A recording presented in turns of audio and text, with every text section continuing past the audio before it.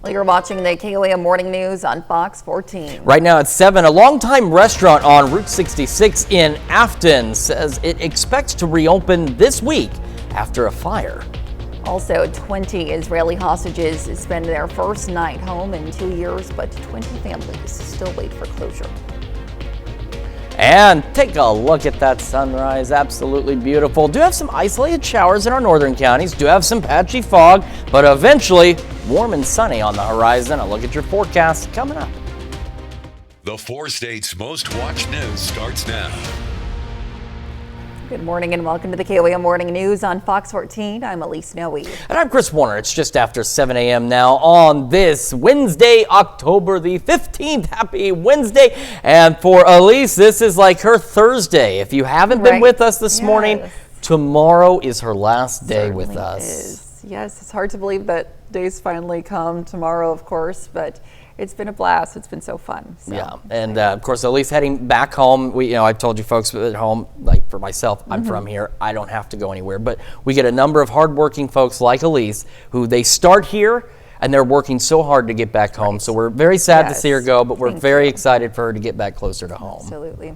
Switching gears over now to the Middle East, a fragile peace that's holding in Gaza could be tested by Tanya's few days ahead. Right now, Israel is chiefly concerned with the return of the remaining deceased hostages still held by Hamas. Fox News correspondent Rebecca Castor reports.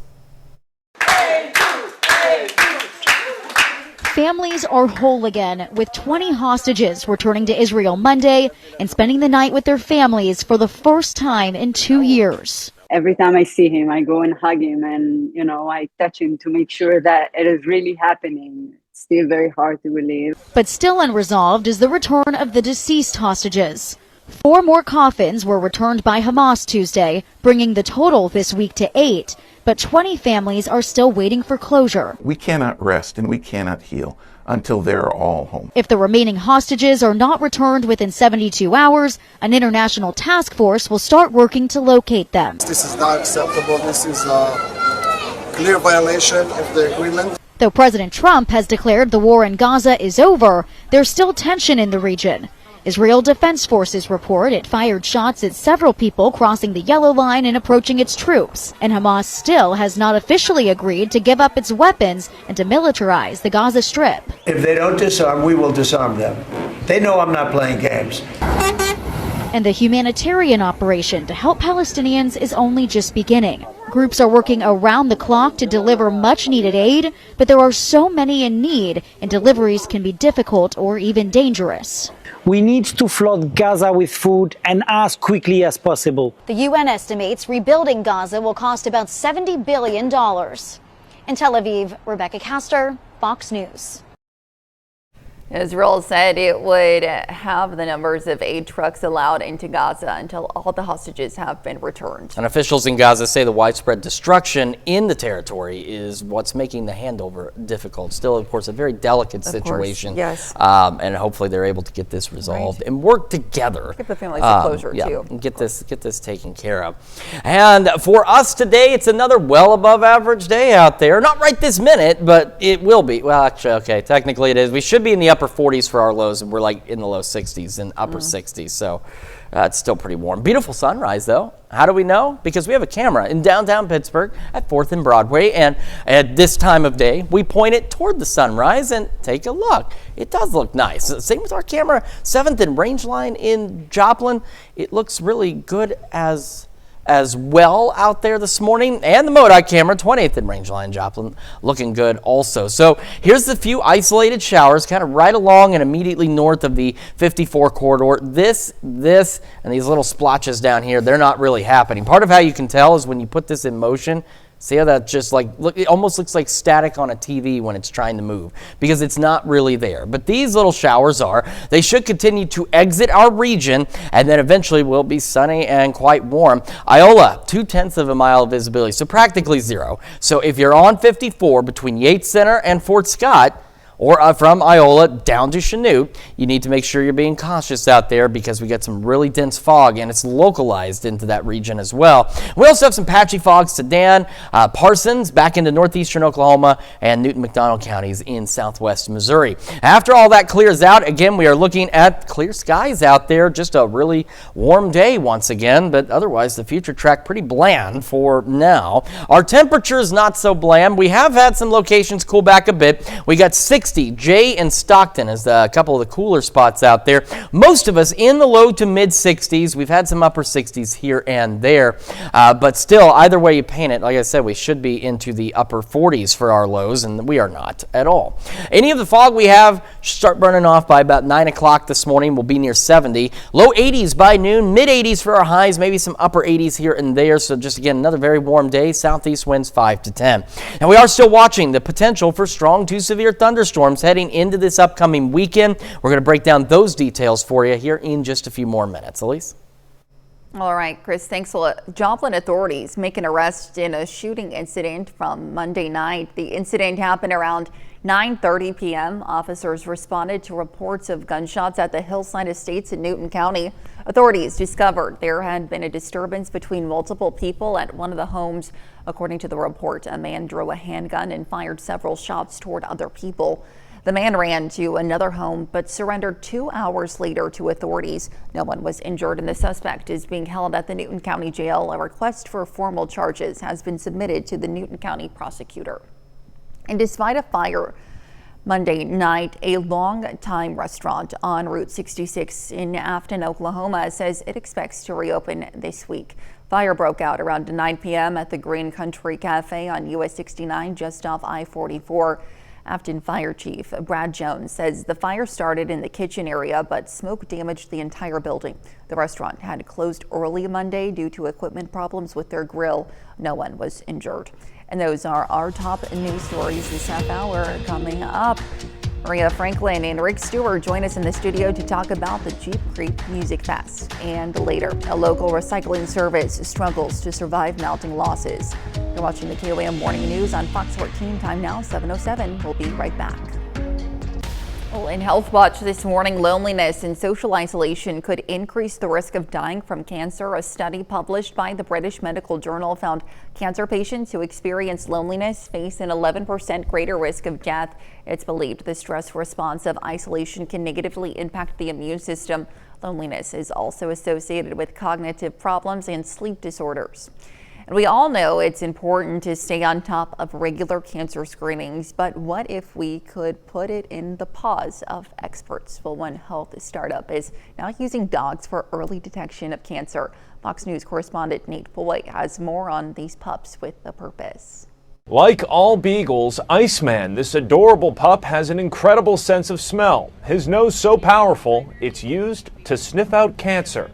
They're good sniffers. Using the beagle's remarkable sense of smell, health startup Spot It Early has created a test for people to get pre-screened for cancer and increase chances of early detection. Only 14% of the newly diagnosed cancers in the US are done so through the routine screening.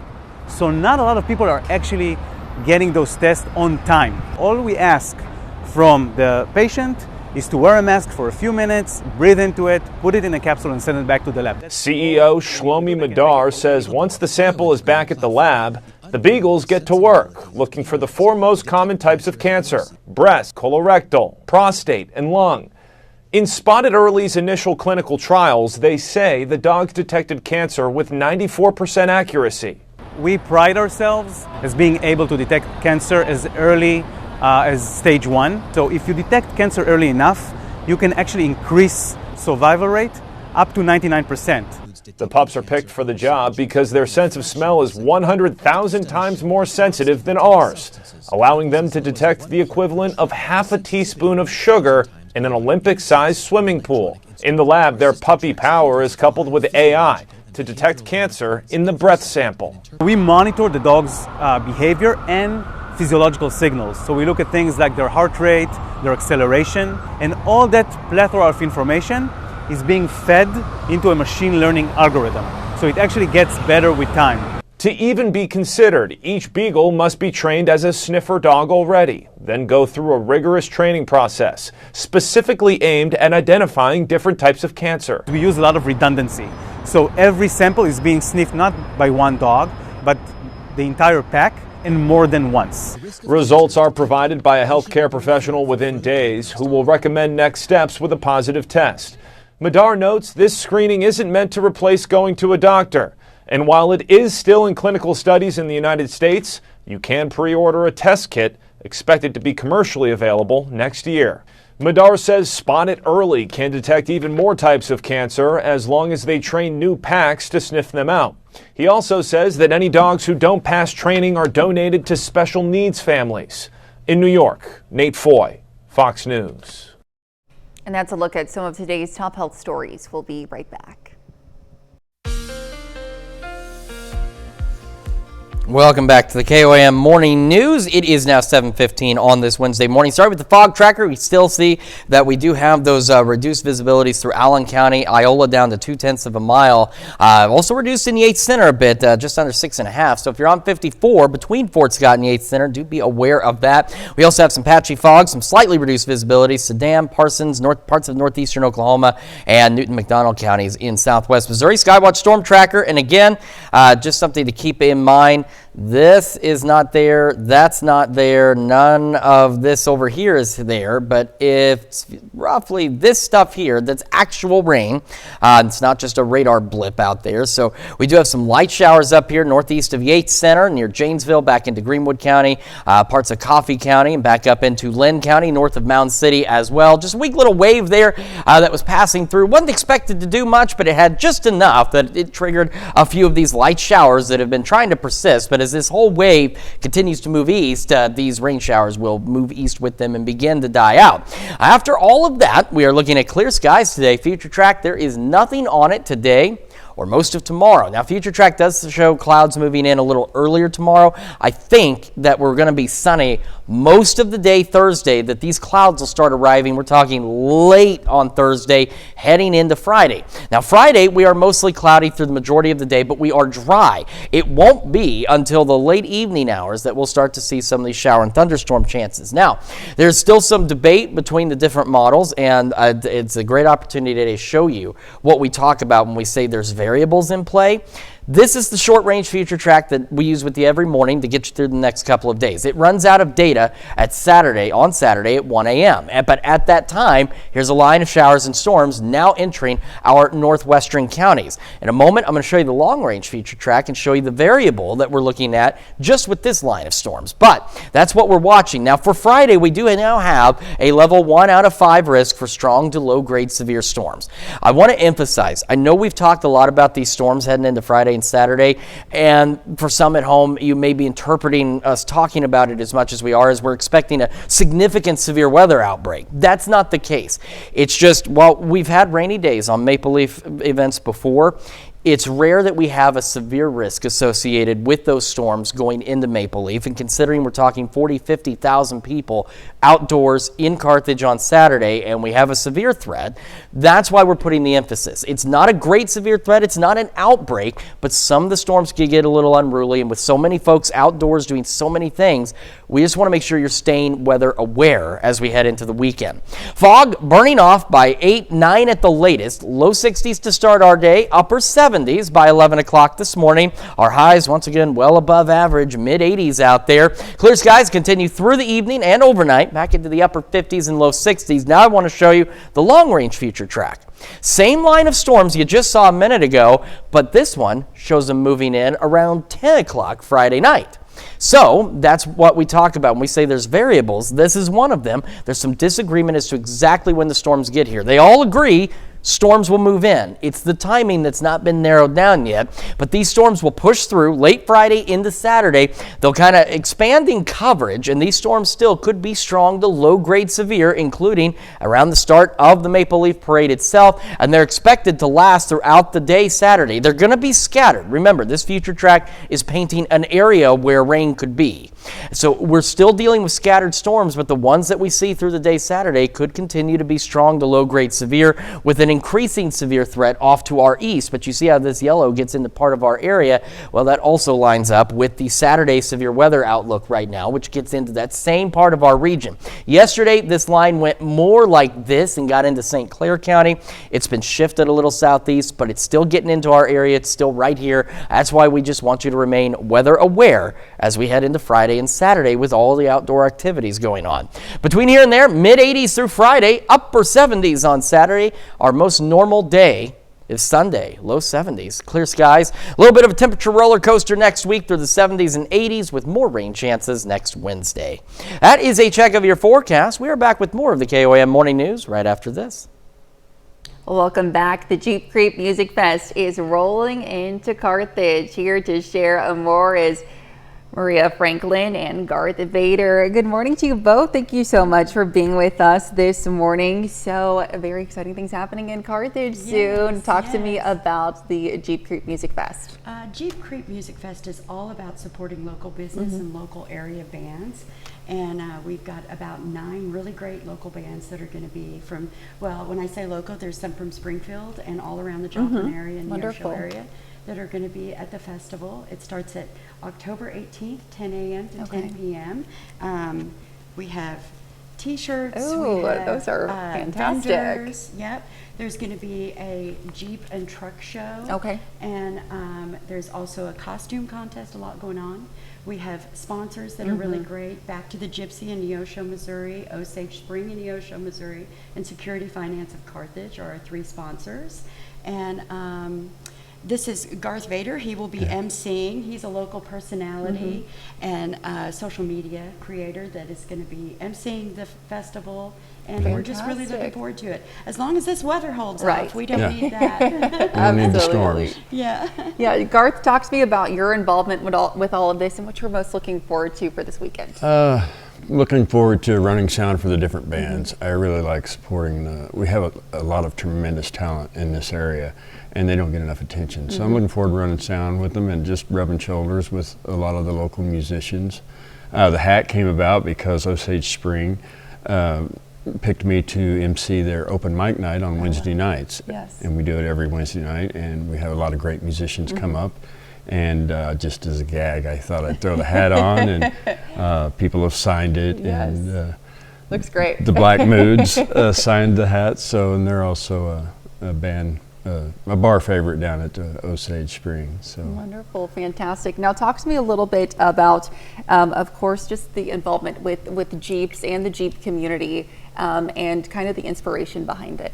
Okay, well, Jeep Beach is obviously the venue that we're holding it at, and Rick Stewart, the owner of it, has created just a really unique place to camp. It has a big stage set up. He has created unique camping areas and places just to hang out for families during the day, and we're really looking forward to going there. The Jeeps are just part of it. He has a lot of Jeep and truck shows, so we're going to have Halloween decorated competition within that, and give away some prizes and stuff like that. But they bring their Jeeps decorated for Halloween. Absolutely, fantastic. Now, of course, if people want to find more details, more info about this event, is there any place that folks can go to? Yes, we have a social media event page, Jeep Creep Music Fest. You can look it up on Facebook. Yeah. Wonderful. Well, thank you guys so much for your time today. Happy to have you. Yes, hopefully that weather does hold up for you. Yeah. Thanks so much. We'll be right back. Thank you. The 4 states' most watched news starts now. Welcome back to the KOAM Morning News on Fox 14. It's currently 7:28. I'm Elise Snowy. The SDK Recycling Center has operated in Crawford County for more than 2 decades, but now those running the nonprofit say it's at risk of closing as soon as by the end of the year. Now, recent years have brought on financial stress as money brought in by materials remains the same or even decreases as operating costs continue to grow. On average, the center loses $10 for every car that comes through with a donation. Staff have even met with the consultant to see where they can make cuts, but they say community support is needed for them to survive. Let's take it over now to Chris for another quick look at your forecast. Yeah, take a look at this absolutely beautiful sunrise from downtown Pittsburgh this morning. Looking fantastic. Got a few clouds out there. Eventually those will clear out. Even had a few light showers here and there, which we'll show you in a moment. Our camera, 7th and range line. Another great view of that sunrise. MoDOT camera, 20th and range line. Another great view of the traffic as folks get their day started here on this Wednesday. So we do have some showers. We have a heavier shower here into parts of Greenwood County, but otherwise light showers. Now, a lot of what you're seeing through here isn't actually happening. And once we put this into motion, it does help kind of clear that up a bit. Like, for example, that, and see how that just randomly appears. But we do have these little showers here that are continuing really along and north of the 54 corridor. Those should eventually burn off or go away. I was thinking of the fog tracker. Take a look. You were down to, what, 0.3 of a mile of visibility about 15 minutes ago? Now it's cleared up. It's 8. But still watch out for rapidly changing visibility conditions. Still some patchy fog northeastern Oklahoma around Grand Lake and parts of McDonald, Newton County, and Washington County, northeast Oklahoma as well. All right, today, once we get through all the fog and the light showers out there, we are looking at clear skies and dry conditions. Not really a lot going on in the future track today. Same with tomorrow, to be honest with you. It's not until the end of the week we start to see some changes. Temperatures this morning still well above normal, about 10 to 15 degrees above normal. We're low mid-60s. Cassville, the cool spots right now at 60 degrees. We got a number of folks in here at about 64. That's the warmest temperature we have out there. We're going to go near 70 by 9. Fog continuing. Should start burning off, though. Low 80s by noon. Mid-80s for our highs today. Southeast winds 5 to 10 miles an hour. Now, we still have the thunderstorm chances, some strong to potentially severe storms possible Friday night into Saturday. We're going to break down the details on what you need to know here in just a few more minutes. Elise? All right, Chris, thanks. Well, some good news for the city of Pittsburgh. The Kansas Department of Health and Environment will provide $45 million to help fund improvements to the city's wastewater treatment facility. The funding will be used to build a new facility just north of the existing wastewater treatment plant. The new plant will treat just over 4 million gallons per day. The new treatment facility will serve the city as well as the Sugar Creek processing plant. The group of people in Joplin have started a petition asking the city to change the way it deals with homelessness. The petition calls on the city council to end ticketing and arrest for nonviolent survival-related actions. The ticketing of a homeless person in front of the mini Hackney Center on Saturday sparked the petition. Kayla Head was ticketed for allegedly camping in front of the center. She tells Kayla. Okay, so to redirect, the current stance on it, which is ticketing and stuff, to housing, mental health facilities, just resources that are available, to be available for the community instead of just punishing them, essentially.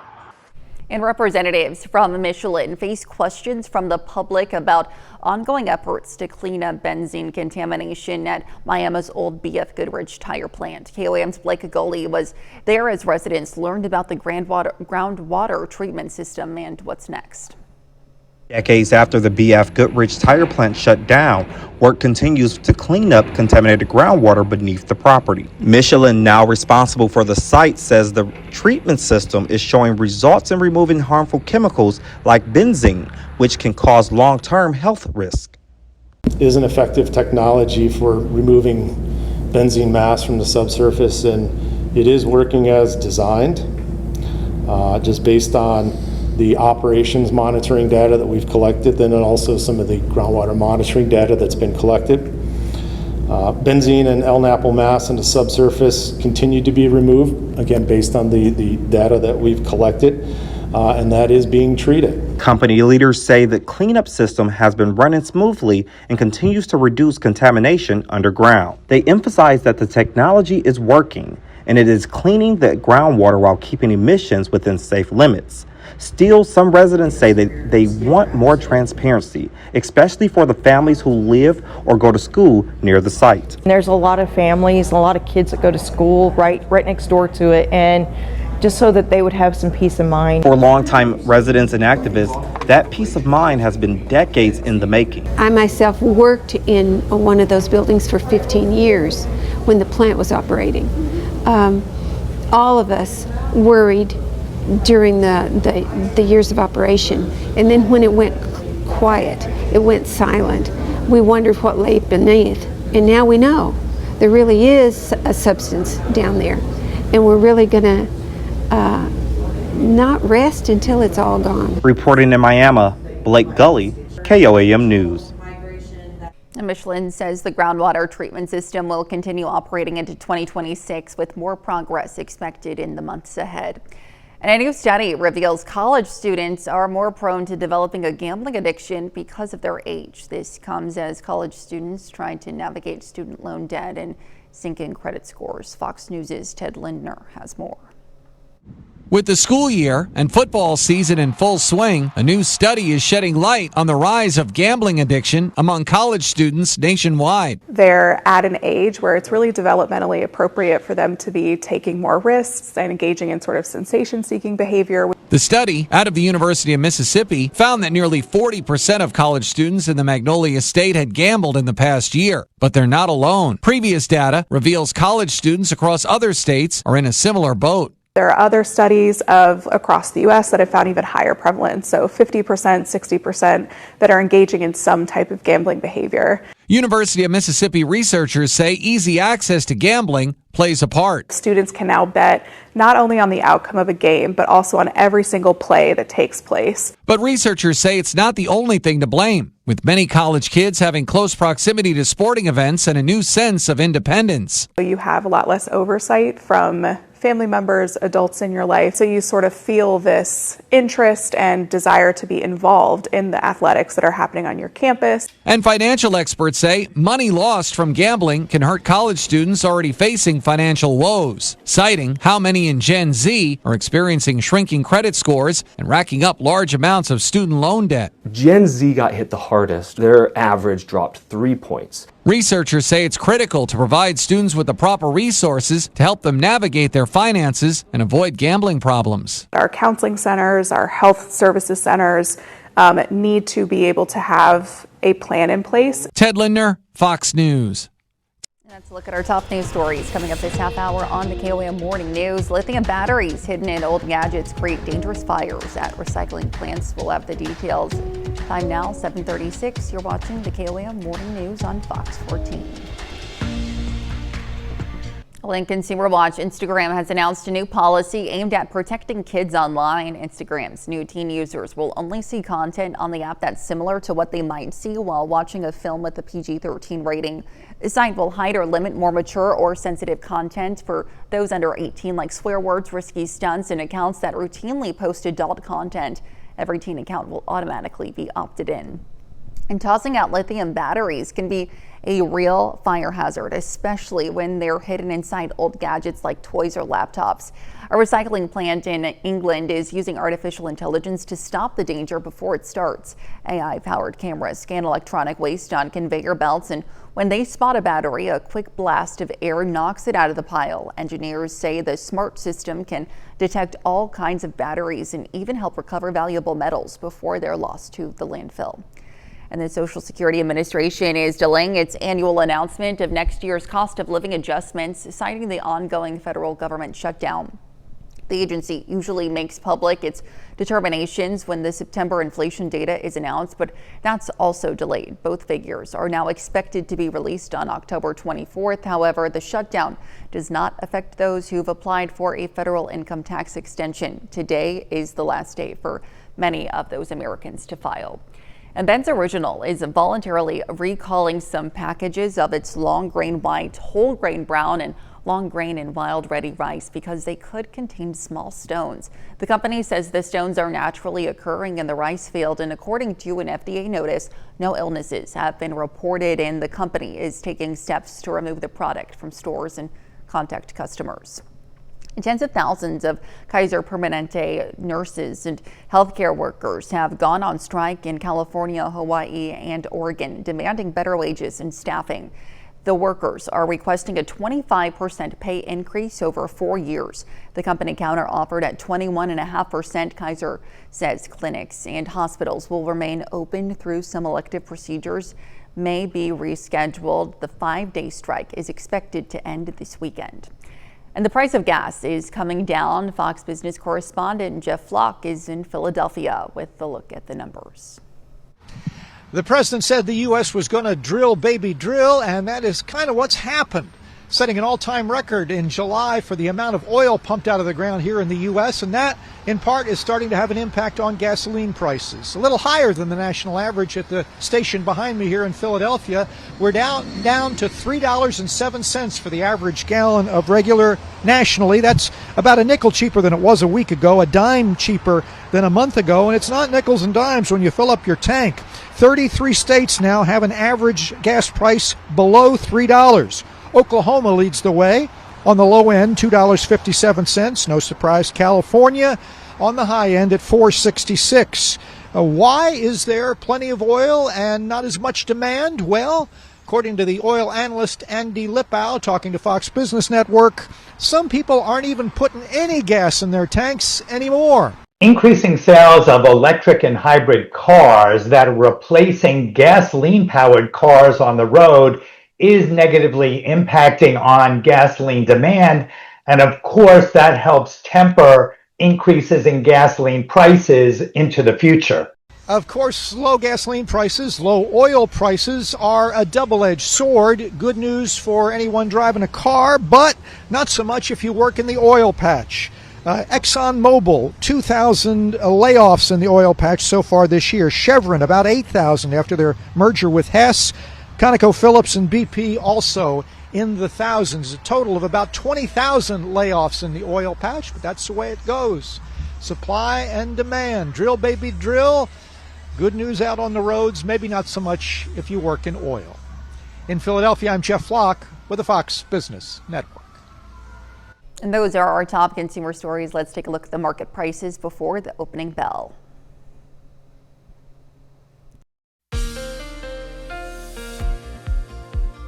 Welcome back to the KOAM Morning News. It is 7:45 on this Wednesday morning. We still have some patchy fog out there, parts of northeast Oklahoma, especially around Grand Lake, stretching into Newton, McDonald counties into southwest Missouri, southern parts of southeast Kansas, and then Iola. It's gone back down in the visibility here, so you can see 59, 169, 54, and again, remember, this is relying on point data, so we're down just under a mile of visibility in Iola. We're down to about 6.5 in Yates Center, so if you're traveling on 54 between Yates Center and Fort Scott or heading down south towards Chanute out of Iola, you need to make sure you are prepared for that dense fog that's out there. We still have some showers, man. I'm telling you, they just aren't letting go yet. But they will eventually move out right along and north of 54. A good portion of what you're seeing outside of that, so right through here, that's not actual rain. The only actual rain we have is right through here back into Allen County and up toward Bates County in Missouri. That will clear out, and then so will our skies, and we will be sunny through the day. And that's really about it for our Wednesday. Our Thursday is much of the same. Now, Future Track is showing clouds a little earlier. We'll see how it plays out. I do think that we're going to be sunny through most of the day Thursday. I think this cloud cover will start increasing, but not until the late evening and overnight hours. Then we'll go mostly cloudy Thursday night into Friday. Most of our Friday is mostly cloudy as well. Then we're going to get to the variables here, but when we talk about the variables in play, things that aren't quite jiving yet, this is what we're talking about. I'm going to show you one here, and then in a minute, I'm going to show you the other. So we've got the short-range Future Track. This one runs out of data at 1 a.m. on Saturday, so you can see it goes just a few days out. It's got this line of showers and storms, though, just beginning to enter our northwestern counties, so Yates Center into Greenwood and Coffee counties and parts of Anderson County as well. We have showers and storms. Now, the long-range Future Track shows the same storm, so see, that's where we're getting to where there's agreement it's going to storm. There's agreement in what's going to transpire, but there's disagreement still on the time because the long-range Future Track has these same storms, but a few hours earlier. So for Friday, and again, it's going to be late Friday into early Saturday, we do have a level 1 out of 5 risk for some strong to low-grade severe thunderstorms across a good portion of the area. And then we'll see another risk on Saturday, which we'll show you in a moment as well. Patchy fog continues through 8, 9 o'clock. We'll be low 60s to start for most of us, and then into the upper 70s by 11. Our highs today right about the mid-80s out there with those clear skies. And clear skies continue through the evening And overnight, we'll be back into the upper 50s and low 60s. So now this is the long-range future track. This is the one where, again, these areas of green are where rain could be. It's not necessarily rain across this entire region, but it's where rain could be. And by 10 o'clock Friday, same zone, same line of storms, just at 10 o'clock. So sometime between 10 and 1 a.m., late Friday into Saturday, showers, storms start building in. Some of these could be strong to low-grade severe. They will begin to increase in coverage overnight into Saturday morning, and by parade time on Saturday, now you can see we've got scattered storms. That's the emphasis. Like I said, this is where rain could be. It's not a huge thing of rain across the region. We'll have scattered storms throughout the day on Saturday. Some of these could be strong to severe, with a slightly greater severe threat building late afternoon into the evening in the southeastern portion of our area and pushing off to our east. And our Saturday severe weather outlook lines up with exactly what you just saw in Future Track, right through the southeastern part of our area. Now, yesterday, it did go right through here and into St. Clair County. It's been budged just slightly southeast, but it's still close enough. We have that risk for some strong to low-grade severe storms. So as I mentioned earlier, we're only talking so much about Friday into Saturday, not because we're expecting a severe weather outbreak by any means. It's just it's a lot of people outdoors in Carthage for the parade, for the events, and of course a number of other things going on this weekend as well. So you just need to make sure you're staying weather aware, because we've had rainy days with Maple Leaf before. It's just rare to get a severe threat with that as well. And that's why we're emphasizing so much to just stay weather aware. KOM Skywatch weather app will keep you updated. We'll keep you updated here as well. We're mid-80s through Friday, upper 70s Saturday, low 70s on Sunday. Let's check out your forecast. We're back with more right after this. From Taylor Swift's grand finale to M. Night Shyamalan's new psychological thriller. Fox's Ashley Dvorkin has those stories and more in today's Hollywood Nation. Mrs. Shyamalan, starting on your left-hand side. Shyamalan shakes the magic 8-ball, Bridgerton begins a new chapter, and Swift closes out an era in the Hollywood nation. The Eras Tour wasn't when all the pieces fell into place. Taylor Swift is closing out a record-breaking chapter. The pop superstar announced Taylor Swift The Eras Tour, the final show, a concert film capturing her last performance in Vancouver, Canada in December 2024. She's also releasing a 6-episode behind-the-scenes docu-series, The End of an Era, offering an intimate look at Swift's life on the road, the tour's creative process, and appearances from friends and collaborators. Both debut on Disney Plus December 12th. M. Night Shyamalan is bringing an iconic toy to the screen. The filmmaker will direct a live-action Magic 8-Ball series for Mattel, while co-creating and executive producing alongside Glee co-creator Brad Falchuk, who is writing the show. The series reimagines the classic toy as the centerpiece of a supernatural psychological thriller. With each passing season, Netflix returns to the ton with a new chapter of Bridgerton. Season 4 of the hit period drama will debut in 2 parts, with the first arriving January 29th, followed by the second half February 26th. The story centers on Luke Thompson's Benedict Bridgerton, whose free-spirited lifestyle is challenged after meeting a mysterious lady in silver at a masquerade ball. In Hollywood, Ashley Dvorkin, Fox News. Certainly a lot to look forward to. Yes, absolutely. We're back with more right after this. This is your wake-up recap for October 17th. Oh my goodness, what day is it? It's October 15th. Excuse me. Your top stories to start your day. Joplin police arrest a man after a shooting at Hillside Estates Monday night after firing multiple shots during a disturbance. The suspect fled but surrendered 2 hours later. No injuries were reported. He remains in jail as prosecutors review charges. And despite a fire Monday night, a longtime restaurant on Route 66 in Afton, Oklahoma looks to reopen soon, though it's not clear when. Fire broke out around 9 p.m. at the Green Country Cafe on US 69 just off I-44. Afton Fire Chief Brad Jones says the fire started in the kitchen area, but smoke damaged the entire building. The restaurant had closed early Monday due to equipment problems with their grill. No one was injured. That's a check of today's Wake Up Recap. Hey, I've done that more than once and not known what day of the week it was, so that's all right. It is October 15th. It's Wednesday, and it's going to be a warm one after we clear out mid-80s. Sunny skies out there. Clear skies will continue through the evening and overnight hours, upper 50s, low 60s, mid-80s through Friday. Friday. Still strong to potentially severe storms late Friday into Saturday. So if you're heading out for Maple Leaf or any other event this weekend, make sure you've got the KOAM Skywatch weather app. Keep it here with KOAM. We'll keep you updated and stay weather aware. Absolutely. Well, the Overman Student Center at PSU was